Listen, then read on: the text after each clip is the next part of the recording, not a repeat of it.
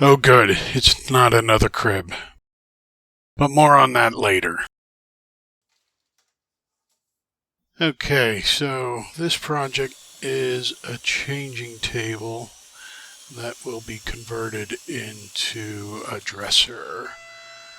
First I'm cutting out, rough cutting the boards that I have and going to mill them down to size.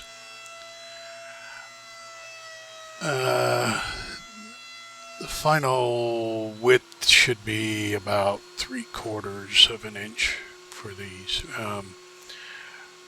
These are for the main sides and top for this project.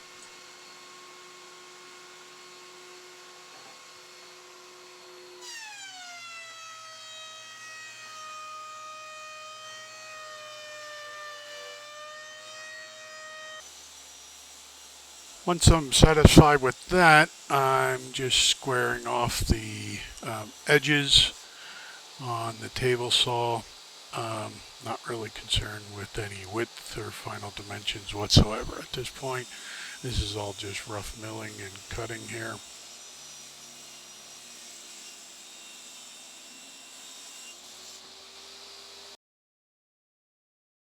Next, I'm going to glue up those panels into so I can have wider panels for the final sides and top of the changing table. Little bit about that. The changing table top will be able to be reversed or flipped to make it into a dresser when it's in the changing table mode. It'll have side rails on it, and then when you flip it, those side rails will become upper trim work. So these boards that I'm gluing up into these panels is all red oak. There will be the two outside sides of the changing table and then a middle partition, and of course the bigger piece is the top.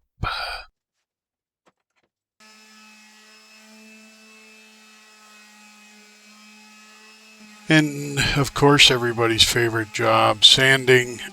This is just a rough sanding, just to kind of make sure those edges where they're joined together are flush, and just kind of knock off any marks that the thickness planer might have left.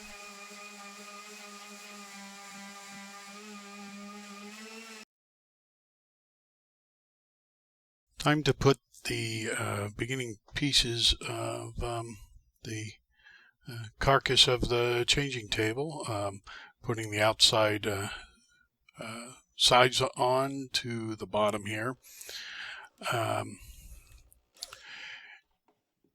The bottom is, I believe that was 1/2 inch or 3/4 inch plywood. I can't remember now the size of it, but you won't see that at all. So it's just there for structural, not at all for looks whatsoever. Putting on the back, I put a little strip there just to kind of guide where the back goes so that it doesn't move around on me. That is not there permanently, obviously. And if you didn't guess it, the back is also plywood. Okay, I'm making a template for holes that I will be putting on the inside of the right side of the changing table. The left side of the changing table will have drawers, a set of 3 drawers. and the right side will have adjustable shelving. The idea is that when it's in the changing table mode, you can not necessarily have all the shelves in there, and maybe put a garbage can in there for the diapers and wipes and such. And then when it's a dresser, you can put it back to have shelves in. Simple as that. And because I don't like to do things easy, I forgot to drill these holes on the inside of the side until after it was already put together. So yeah, do things the hard way. Make it worth it. I'm such an idiot. Putting in the center divider now, I put some right angle spacers there to keep things aligned and make sure I know exactly where it is and keep it square on the inside when I put this in. Glue and screw like a lot of the other. Well, maybe you could see it if my big old bald head wasn't in the way there. But here, how about this? Oh, no. Now my arm is in the way, so you're not going to be able to see it there either. Well, you'll just have to take my word for it. Yeah, I glued it, and now I'm putting some screws. You can kind of see it there, but yeah. Oh well. Trying to move on. So now it's time to put the face frame together using pocket screws. Seems to be the way of it. I definitely should have made the face frame a little bit bigger in actually all dimensions, a little bit thicker and a little wider. Know that for next time, I suppose. You can kind of now start to see how this is going to look. Again, the right side is going to be an open area for shelves / trash can, and the left side will be for 3 drawers. The bottom 2 will be slightly taller. The top one just a little bit smaller in height. Using some scrap pieces of wood there as spacers to make sure I get the same space between the bottom 2 drawers, since they're the exact same size. And actually, even though this is left and right is the same, this is flipped over. So the top is actually the part furthest away from me. Not that that matters much, but just for reference. A little bit more about the materials that I was using. So the sides, the top, the face frame, and the divider in the center is all red oak. And then the drawer faces and the door on the right, and the trim work that will go with this will be in hard maple as a contrast. Using just a couple clamps to make sure this doesn't move anywhere. There were a couple places that I was able to put some screws in that won't be seen later.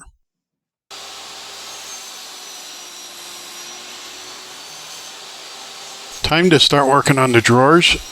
Since there's 3 drawers, that's obviously 6 sides and 3 backs and 3 fronts.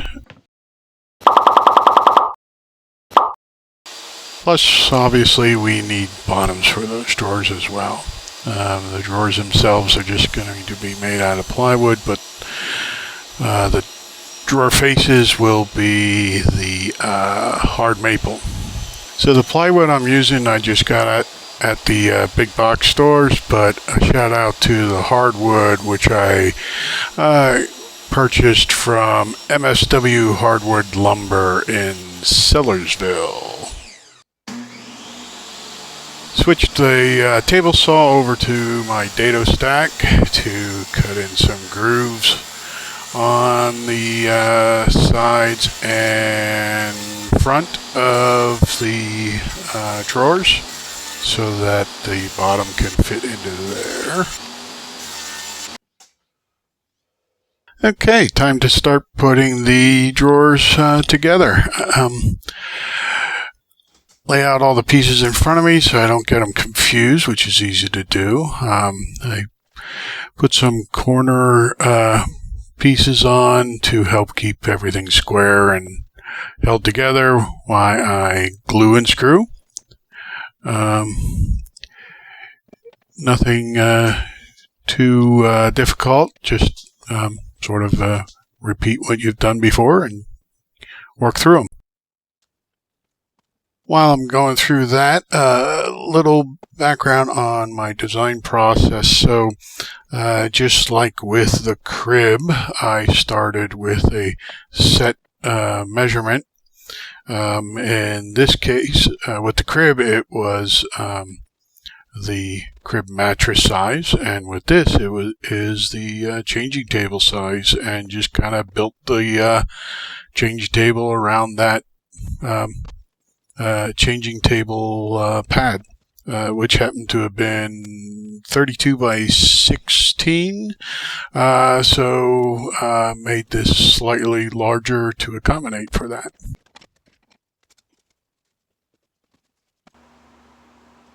Installing the drawers into the cabinet. Now, putting the side rails on, nothing difficult at all with those. And they're soft close, which you can see. And when you have soft close drawers and you first put them in, you cannot just close them once and walk away. So you need to do that again. Very satisfying.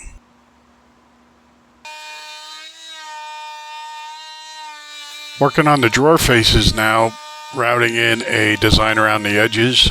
Can't just have those looking plain. Didn't show anything else with how I made the drawer faces. I mean, it's just cutting out rectangles. Nothing fancy there. And again, this is the hard maple now we're working on here for the drawer faces. These drawer faces are my own design, and they're magical. They allow the drawers to open up on their own. Back on the table saw to cut a 1/2 inch by 1/2 inch strip. What could possibly go wrong? Isn't anybody going to help that poor man? I, of course, stopped the cut in place and held it there till the blade came to a complete stop before moving that. Otherwise, yes, I would have lost a couple fingers. But we all know better than to do that, right? Okay, so obviously I ran that through the thickness planer again to bring them down to the size I want. Nipped off the ends just to square them off. Back on the table saw there. These are going to be the front edges of the shelves that will go into the right side of the cabinet. Just cutting them to length. Once I have them all set to right length, then of course we need to glue them to the front of the shelves themselves. So that'll sit overnight at least, and then obviously sand and go from there. Now it's time to work on what I'll call, I guess, the trim, or you call it molding. I think trim would work. This is the pieces that will be mainly on the top. That'll make the fence when it's in the changing table mode, and then when you flip the top, it'll be like an upper trim piece.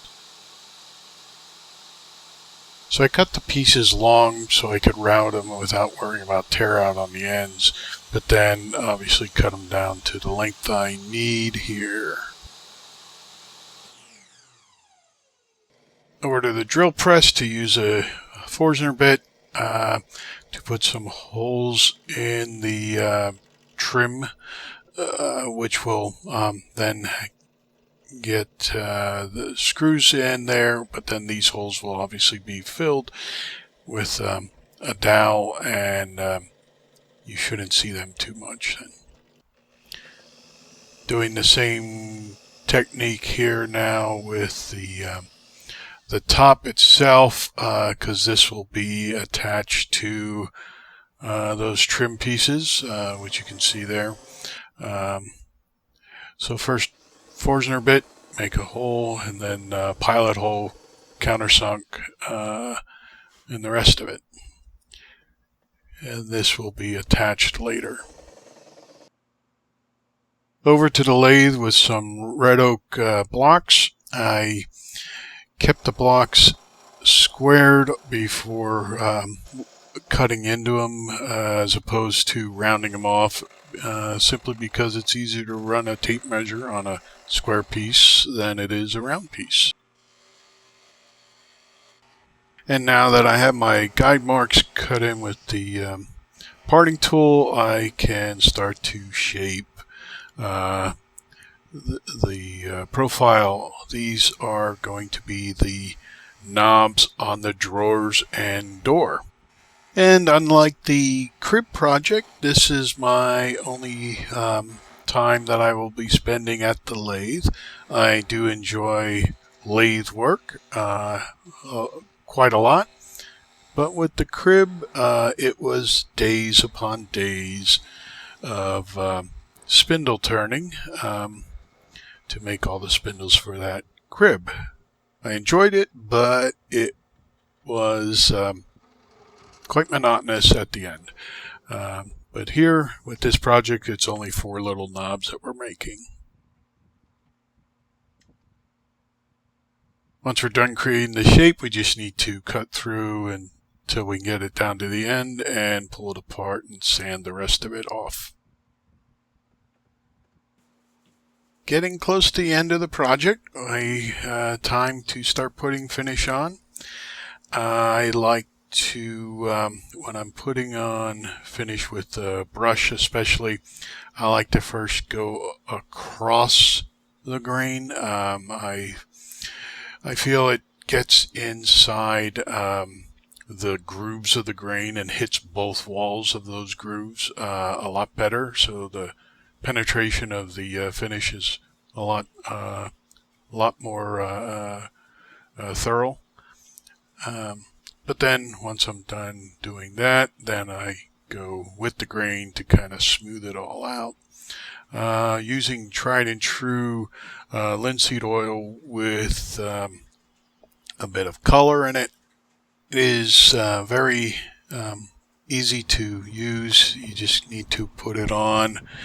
I usually wait about 15-30 minutes tops if I want it darker, which I did with this, and then you just simply go back over it and wipe it off. Wipe off the excess. Working on the knobs here, I kind of see what they're starting to look like. Should do well.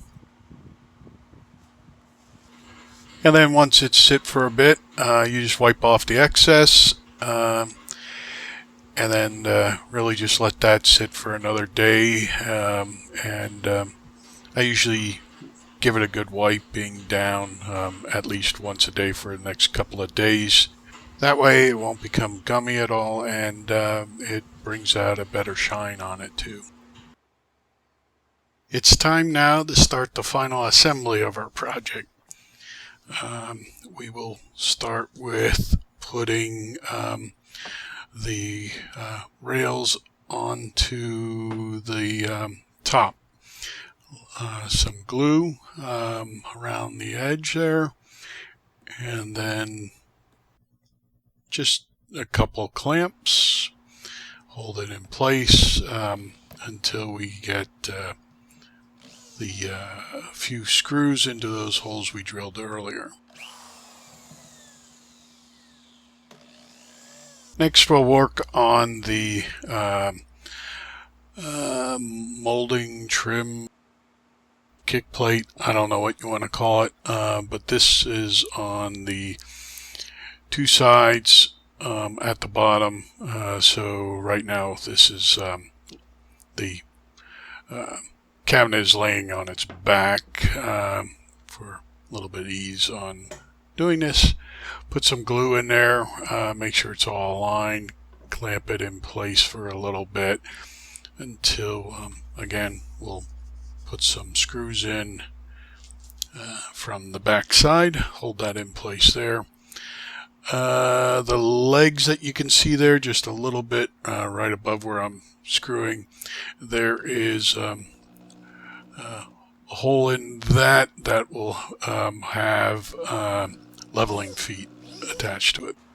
Next we'll fill in the holes where the screws were to attach the top to the rails.